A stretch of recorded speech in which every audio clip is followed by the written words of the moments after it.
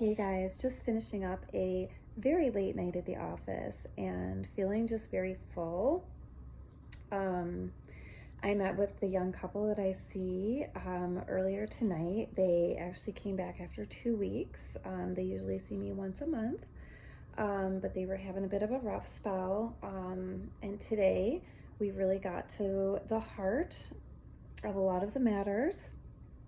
We touched upon a multitude of themes tonight: communication styles, love languages, internal somatic cues and signals from each of their respective body systems, how to identify an escalation of a concern or the emergence of a trigger based on these body-based cues and signals, how each one can work with the other to not be so afraid to draw from the emotional currency that they've generated in their account together, to trust that they're gonna come back to that loving space, just as a storm is going to blow over through the sky and the calm ocean waters are going to return for the sailors. And we looked at how these things may or may not harken back to the past and other dynamics that they have experienced and lived. And they're just both so very committed and dedicated to the work that we do in process. And it was very cool because the female client, who I actually started with as an individual client before they transitioned into couples work together with me, she was saying, oh my God, I really want to learn more about your fascia release. I see the form, I signed it, but I definitely want to pick your brain about that. I want to know more. And then her husband was saying, oh yeah, I'm curious about that too. So I just gave a very brief overview of what fascia release entails and how I approach it as a practice, as well as the craniosacral system and how the craniosacral touch work that I offer is a really beautiful way to also invite some fascia release, but at a much more delicate manner. And I explained how grateful I was to have the precision element of the anatomical structure and neurophysiology as I did the more formal training just earlier this month. It was really great. So, and with this particular couple, I use a lot of self-disclosure. I talk about relationship dynamics in my own family, and with my own son, with whom I cohabitate currently. And so, we talked a little bit about finding ways for them to still their internal waters for themselves. And as they're feeling that escalation, how to enter into a little greater trust and vulnerability together. Very Brene Brown with that there. And it was just so freaking beautiful. They had a little car issue on their way in, so I honored that time that they were a few minutes late. I always try to unfold for them, the full session time, if I'm able to.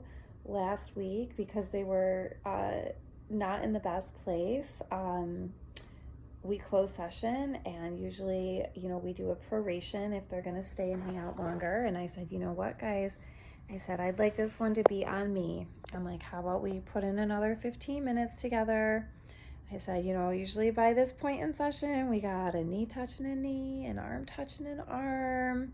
We're leaning in a little bit. We're still all over here with our closed body language. What do you guys say? You want to do like a little grounder together? So we did some nice resourcing last time. It would have been in an ideal world nice to go an hour and a half, do 90 minutes tonight, be able to give them some resourcing, but I think they did a really great job of brainstorming together how they might approach things a little bit differently, or play in that space of what they might try or what they might apply.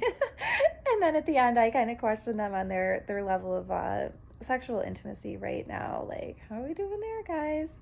And then I'm like, well, maybe this wants to happen. Maybe that wants to happen. Maybe you'll find yourself being a little bit more interested in one another's bodies after playing in some of these other spaces, right?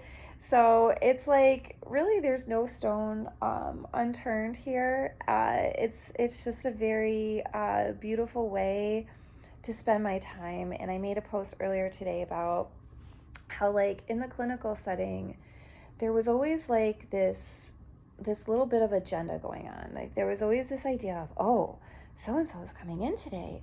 What are we going to work on today? What am I going to prepare to do with so and so, because they might have this and they might have that and they might be coming in with this and they might be coming in with that, and I want to be prepared and I want to be ready. And now that like never happens, you guys. It's like, oh, so and so's coming in today, or so and so and so and so are coming in today. I wonder how they're doing. I wonder what we're gonna get into tonight. And it's a very clean process to meet each person where they are, or in this case, the couple where they are. And I had a really great time. And then I've actually been working offline a lot of the day doing, event proposals and website development, facilitation, and clerical type things. Stuff that, quite frankly, is challenging for me, organization and that kind of like task completion can be challenging. And I worked really hard. And then um, I didn't feel challenged to write an email articulating to a patient that wanted to re-engage that I don't find that it might be the best fit right now. And that's not easy to do. It's not, because you want to accept the client and you want to resume that work and you want to be able to be of service to that person and help them in a meaningful way. But what I shared with this person is that the modality that they're looking for right now, it's a very clinical modality.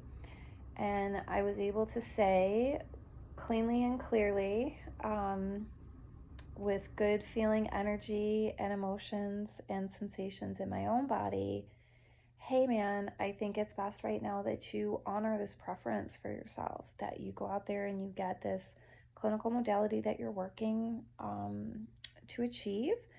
And I think, it would just be unwise for us to enter the space. I think a resistance energy could easily creep in, and that's not ever going to be supportive to the goals at hand. I said, so my recommendation would be that you go ahead, pursue that avenue of treatment that you're hoping for, and see where you land. And I'll be here. And if you decide you'd like to pursue some of these other avenues of healing, I'm here for it. But I think right now, honoring yourself, honoring your preference is what is needed.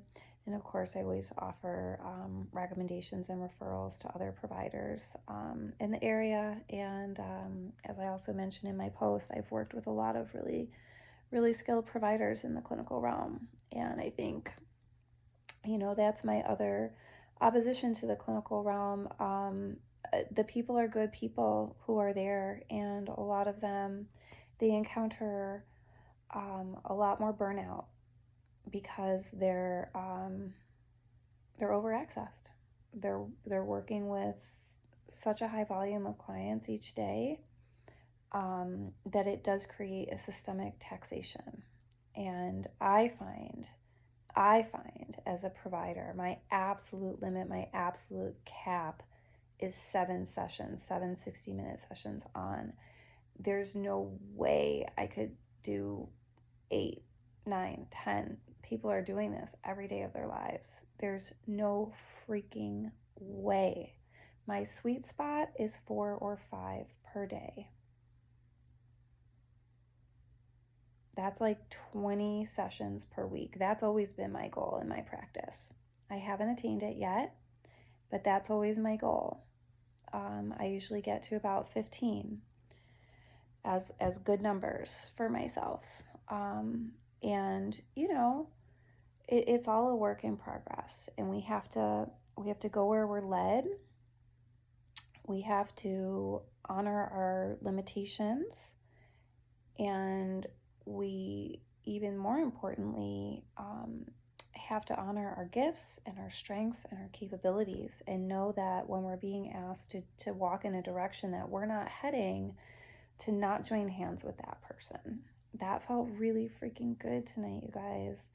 And I'm really proud of myself that I didn't hesitate, and I didn't beat around the bush, and I left that door open for down the road. And I feel really good about that. I feel really good about the work I'm doing with this couple. Um, I feel really good that they didn't want to need to come back in 2 weeks. We went out 3 weeks. I'm like, what are we doing? 2 weeks, 3 weeks, 4 weeks again? And they're like, let's go 3. We don't need to. I'm like, I don't think so either. But you really, you want them to feel empowered to make that call. How much support are you looking for right now? And is the type of support that you're receiving the type of support that is going to help you to achieve your desired outcomes and honor preference? I told the girls, like, it's like going out for Chinese or Thai when what you're really craving and anticipating is Mexican or Italian.